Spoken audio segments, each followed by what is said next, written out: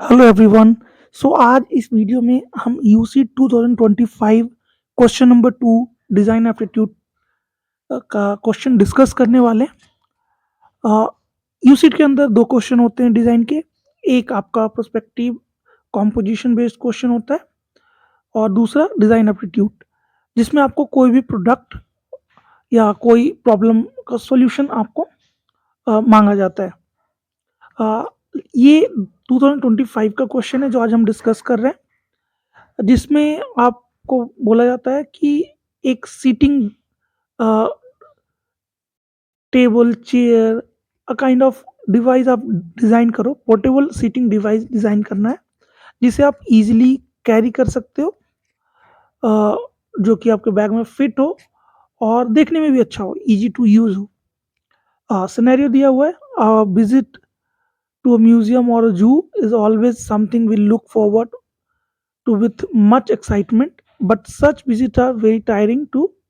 After about an hour, so we look for a place to sit, a chair or bench that is never nearby. What if you could carry your own chair everywhere?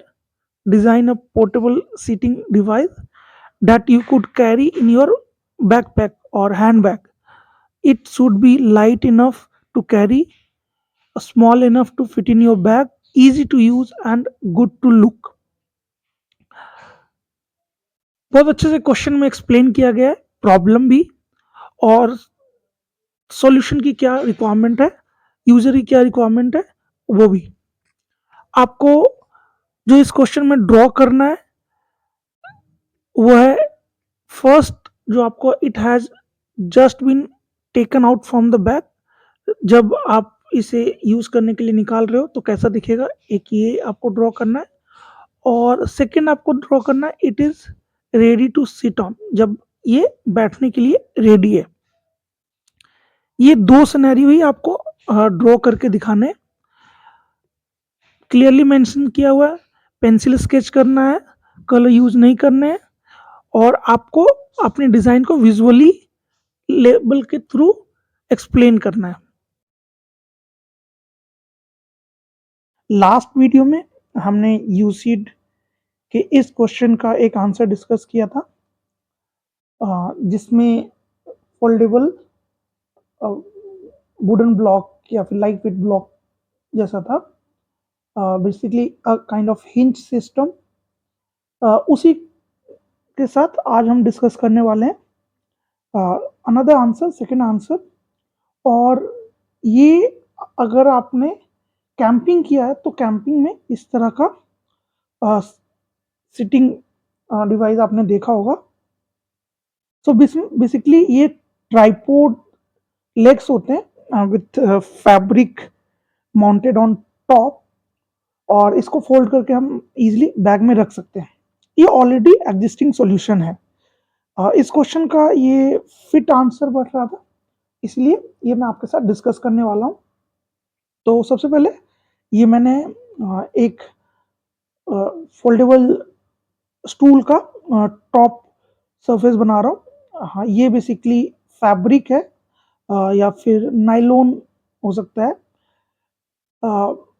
इससे आप easily fold करके, role करके आप bag में रख सकते हो। अ, फिर इसका जो स्टैंड होगा जिस पे ये खड़ा होगा, वो बेसिकली एल्युमिनियम पाइप्स होगा, जो कि इसके साथ ज्वाइंट होगा। तो हम यूज करना होगा तो हम इसे नीचे अटैच कर देंगे, और नहीं तो फिर इसी पीस ऑफ फैब्रिक में उसे लपेट के हम रख सकते हैं। मैं इसका दूसरा वर्जन भी ड्रॉ करके आपको दिखाऊंगा, लेकिन अभी पहले इस स्टूल को कंप्लीट कर लेते हैं। जब आप ड्रॉ कर रहे हो तो कोशिश करो कि आपका आइडिया क्लियरली निकल के आए। जैसे यहाँ पे अब मैं इसका लेग ड्रॉ करने वाला हूँ, तो मैं थोड़ा सा मेजरमेंट ले रहा हूँ ताकि पर्सपेक्टिव में दिखा सकूँ कि ये लेग यहाँ से यहाँ तक आएगा, ये लेग यहाँ से यहाँ तक आएगा। Just light line, just for indication. इससे क्या होगा कि जब आप फाइनल ड्रॉ करोगे तो उसमें एक्यूरेसी बना रहेगा। बच्चे अक्सर क्या करते हैं कि फाइनल ड्रॉ करने लगते हैं। इससे क्या होता है कि अगर गलत हो गया तो फिर उसे इरेज करके फिर से उसे ड्रॉ करना पड़ता है, जिससे सीट पे मार्क आ जाता है। तो बेटर है जब आप ड्रॉ कर रहे हो पहले लाइट लाइन से ऐसे स्केच कर लो। इससे आपको काफ़ी हेल्प मिलता है फाइनल ड्राइंग करने में। तो ये मैंने एक लाइट मार्किंग कर ली। अब क्योंकि मुझे डार्क करना है तो मैंने एक डार्क पेंसिल ले ली है और अब इसको मैं फाइनल ड्रॉ कर रहा हूँ। थोड़ा बहुत रेंडरिंग भी कर सकते हो, वैसे रेंडरिंग के लिए मना किया गया है। आप नहीं भी करोगे, लाइन ड्राइंग करोगे तो भी इनफ है, just to give a form. वो क्लॉथ वाला वो जो फोल्ड्स हैं ऐसा कुछ दिखाने के लिए आप थोड़ा बहुत रेंडरिंग कर सकते हो। तो ये मैंने एक आउटलाइन किया है डार्क टोन में जिससे वो निकल के आए। अंदर का साइड मैं थोड़ा सा इसको वो करूँगा, टेक्सचर के लिए शेड करूँगा। जो मैंने लेग्स के लिए ड्रॉ किया था अब उसको मैं डार्क कर रहा हूँ। यहाँ पे मैं दिखा रहा हूँ कि दोनों लेग्स एक बैंड के थ्रू जुड़े हुए हैं। ये रबड़ का भी हो सकता है या फिर कोई ऐसे जूट का भी हो सकता है। स्पेसिफिक मटेरियल इसको मैं डिफाइन नहीं करूँगा, हाँ, लेकिन आप जब प्रोडक्ट बना रहे हो तो आपको मटेरियल एक्सप्लेन करना होता है कई बार।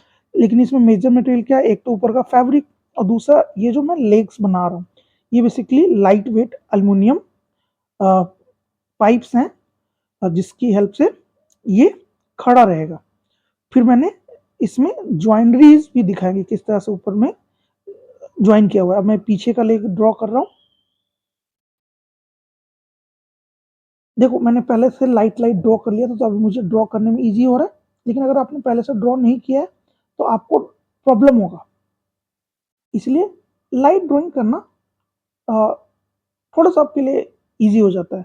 एंड जब आप ड्रॉ कर रहे हो तो थोड़ा पर्सपेक्टिव का ध्यान रखो। अ, ये मैंने पहले अपर पार्ट इसका बनाया फिर इसके नीचे का बनाऊंगा। आप चाहो तो साथ में इलोंगेटेड पाइप भी बना सकते हो, जैसे यहाँ पे मैं नीचे का पाइप अलग से बना रहा हूँ।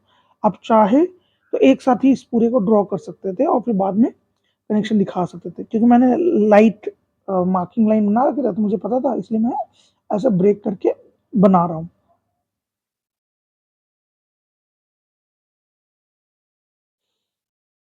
सो ये ड्राइंग आपको क्विकली करनी है। एग्जाम में आपको इतना टाइम नहीं मिलता है क्योंकि यहाँ पे मेरे पास कोई टाइम लिमिट नहीं, इसलिए मैं आराम से ड्रॉ कर रहा हूँ।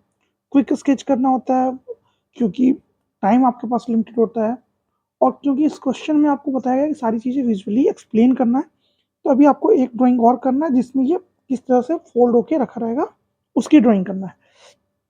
तो चलो मैं अब इसकी ड्राइंग को क्विकली एंड थोड़ा बहुत आप रेंडर भी कर सकते हो just to give realistic look. जैसे मैं अभी ये जो मैंने पाइप बनाया इसमें थोड़ा थोड़ा लाइट लाइट शेडिंग दे दूंगा। ये बॉटम में अगर आपने नोटिस किया हो तो नीचे ऐसे कैप लगा हुआ होता है ताकि पाइप रबर का, तो वो मैं इस तरह से दिखा रहा हूँ। पाइप का वॉल्यूम देने के लिए आपको बनाना होगा।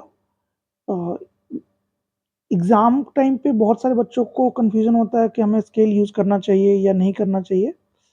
देखो बच्चों, ऐसा कोई रूल नहीं है कि आप यूज कर या नहीं करो। आपको लगता है कि आपका टाइम सेव हो रहा है, यूज इट। किसे पता कि आपने वो लाइन स्केल से बनाया या स्केल से नहीं बनाया, किसी को नहीं पता। इवेल्युएशन क्राइटेरिया में कहाँ लिखा हुआ है कि आप स्केल यूज नहीं कर सकते, लेकिन अगर आपका टाइम बचा तो आप यूज करो। हाँ, कई बार आपको मेंशन किया हुआ रहता है तो वहाँ पे आप ध्यान रखो, लेकिन डिजाइन एग्जाम में ऐसा कोई रिटर्न में नहीं लिखा हुआ होता है। सम टाइम आपको एग्जामिनेशन हॉल में स्केल ले जाने ही नहीं दिया जाता है, तो उस समय आप पेपर या फिर कोई पेंसिल है उससे भी आप इस तरह से लाइन बना सकते हो। इससे क्या होता है कि थोड़ी सी लाइन की क्वालिटी इम्प्रूव हो जाती है।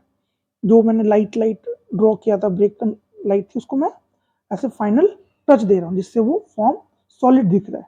तो वो आप स्केल से भी कर सकते हो और आप तो क्रिएटिव स्टूडेंट, आप पेंसिल को रख के भी इस तरह से ड्रॉ कर सकते हो। अभी ये इस तरह का स्टूल आपने कैंपिंग में देखा होगा। अब मैं थोड़ा सा इसमें डिटेलिंग देने वाला हूँ। जैसे ये यहाँ पे क्लॉथ में ऊपर एक पॉकेट जैसा है जिसमें ये पाइप अटैच्ड हो रहे हैं, तो उसको दिया। फिर मैं पाइप में थोड़ा थोड़ा ऐसे वॉल्यूम क्रिएट करने के लिए, थोड़ा शैडो क्रिएट करने के लिए दूंगा। टॉप पे जो फैब्रिक है उसमें थोड़ा सा ऐसे दिखाऊंगा कि ये अंदर की ओर है।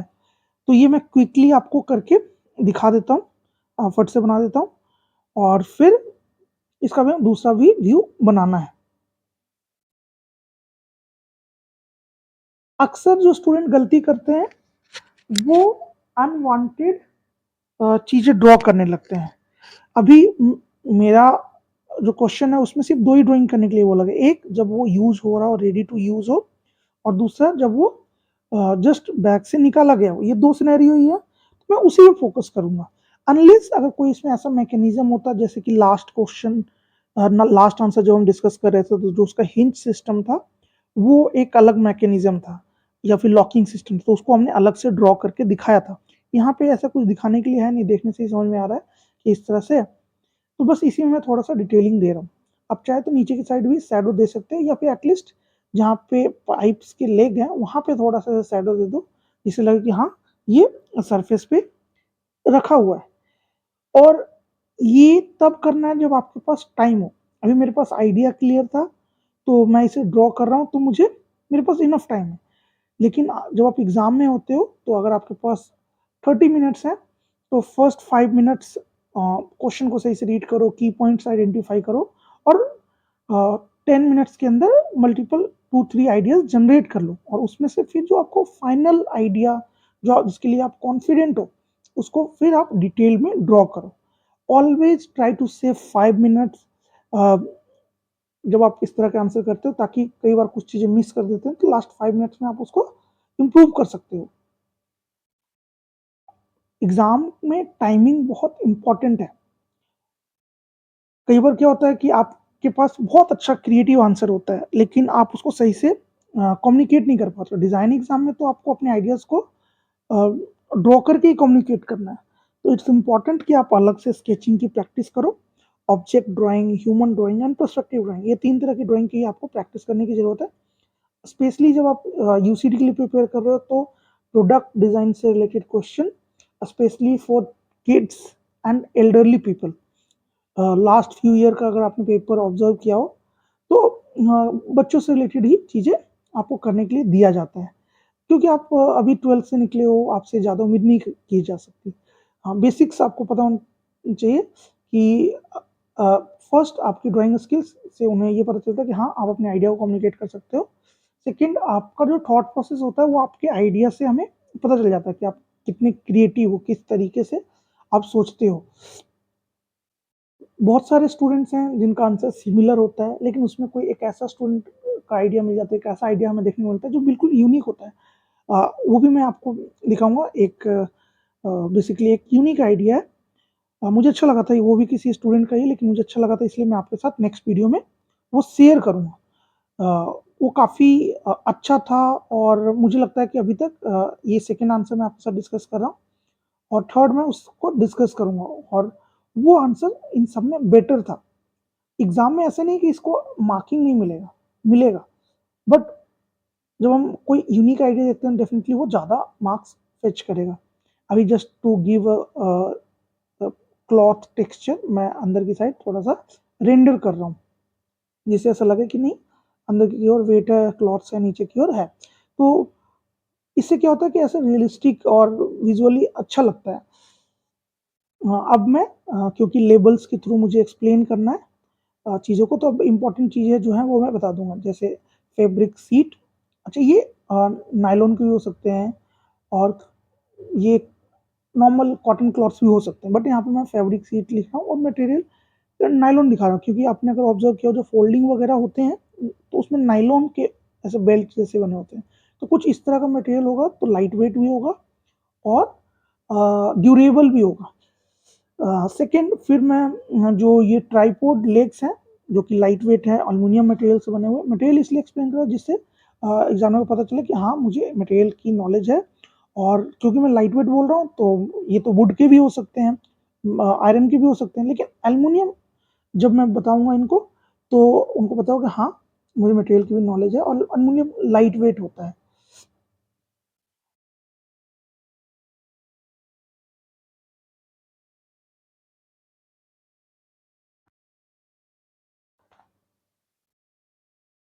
अब मैं इसका जो सेकंड फॉर्म है, जब इसे फोल्ड करके रखा हुआ है, जैसे क्वेश्चन में बोला गया था कि मुझे 2 ड्रॉ करके एक्सप्लेन करना है। एक, जब ये फोल्ड फॉर्म में जब बैक से हमने निकाला है, बेसिकली ये पूरा जो स्टूल है, ये जो अपर सीटिंग फैब्रिक है, उसके अंदर ये रोल हो जाएगा। तो एक सिलेंड्रिकल फॉर्म में यहाँ पे ड्रॉ कर रहा हूँ।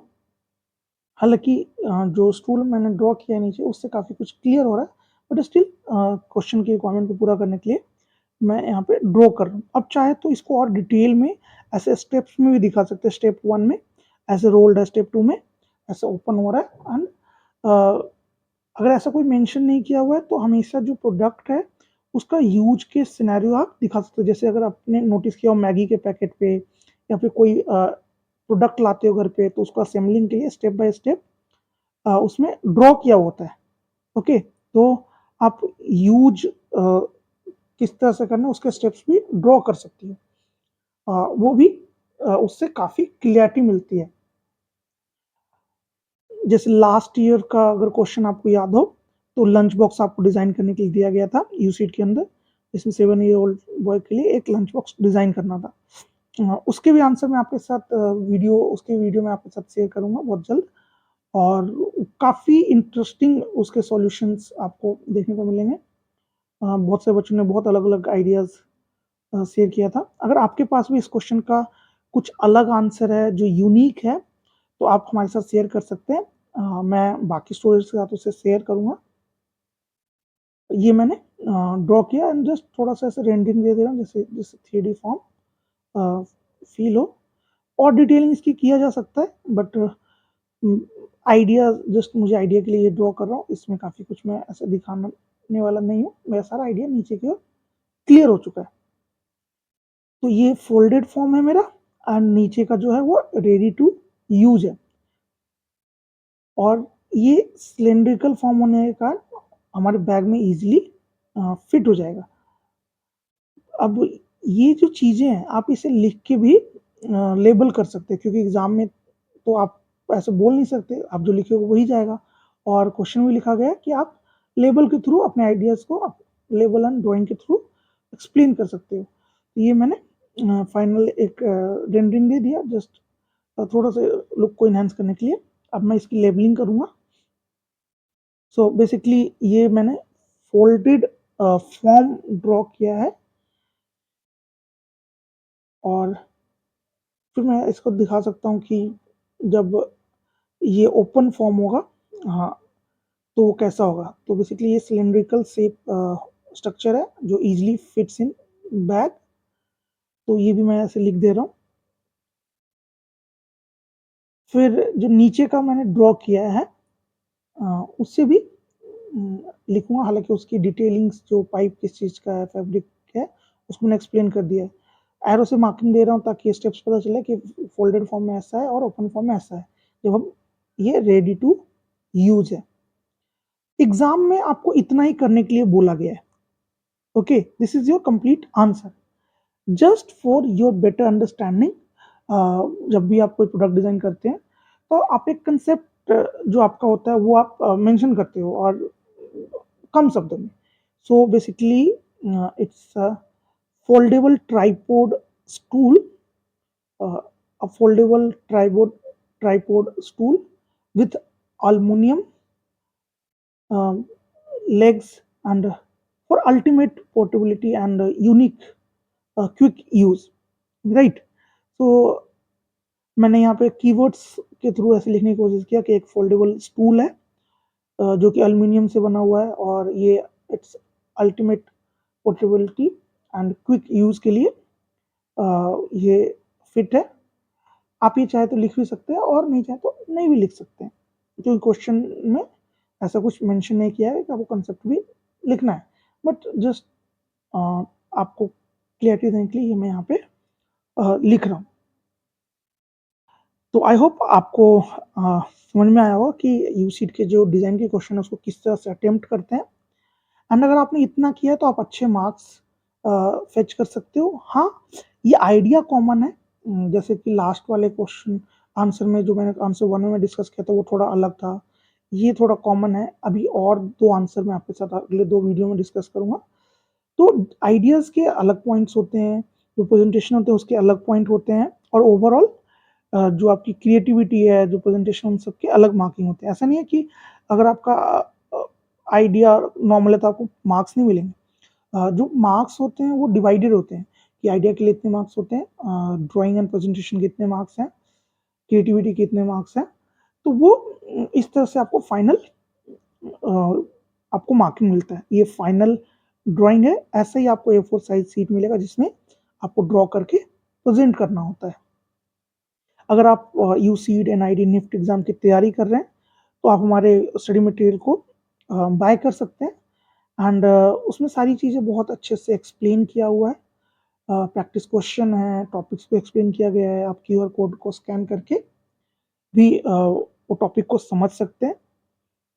हाँ, मेरा इन वीडियो को बनाने का पर्पस होता है कि स्टूडेंट्स को क्लियरिटी मिले कि एग्ज़ाम में वो किस तरह से क्वेश्चन को अटेम्प्ट करें। कई बार क्या होता है कि हमें सही गाइडेंस नहीं मिलता, इसी वजह से कुछ चीज़ें हमें समझ में नहीं आता।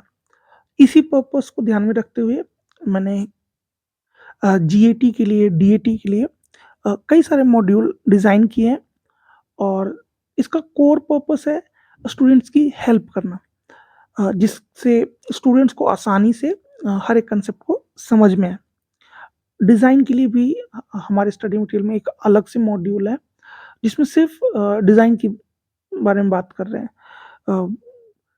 फॉर्म्स से इंस्पायर्ड प्रोडक्ट कैसे होते हैं, थीम एंड इंस्पिरेशन से इंस्पायर्ड प्रोडक्ट कैसे बनते हैं, प्रॉब्लम कैसे आइडेंटिफाई करते हैं, सॉल्यूशन का सही तरीका क्या है, किस तरीके से आपको क्वेश्चन अटेम्प्ट करना है। डिज़ाइन के सारे टॉपिक्स उस मॉड्यूल में एक्सप्लेन किए गए हैं। इसके अलावा जीएटी के अंदर जो डिज़ाइन से रिलेटेड टॉपिक हैं उसका एक अलग बुक है। रीजनिंग, स्पेशली विजुअल रीजनिंग के लिए अलग से उसके अंदर बुक है। एनआईडी में जो जनरल अवेयरनेस के क्वेश्चन आते हैं, डेली लाइफ के ऑब्जर्वेशन क्वेश्चन आते हैं, उसके लिए अलग बुक है। तो काफ़ी rich content, latest study material आपके लिए मैंने डिज़ाइन किए हैं। और अगर मैं डीएटी की बात करूँ तो इसके अंदर टोटल 9 बुक्स हैं, जिसमें एक में सिर्फ आपको ऑब्जेक्ट ड्राइंग के बारे में बताया जाता है, दूसरे में ह्यूमन ड्राइंग, तीसरे में पर्सपेक्टिव। ऐसे ही हर एक मॉड्यूल में अलग अलग टॉपिक एक्सप्लेन किया गया है और बहुत डिटेल में स्टूडेंट्स को किस तरह से क्वेश्चन अटेम्प्ट करना है, वो सारी चीज़ें उसमें रेफरेंस के थ्रू बताई गई है। अगर आपको एग्ज़ाम की तैयारी कर रहे हो, आप सीरियस हो अपने एग्ज़ाम को लेके, तो आप इस स्टडी मटेरियल को बाय कर सकते हो एंड ये बहुत ही अफोर्डेबल प्राइस पे है।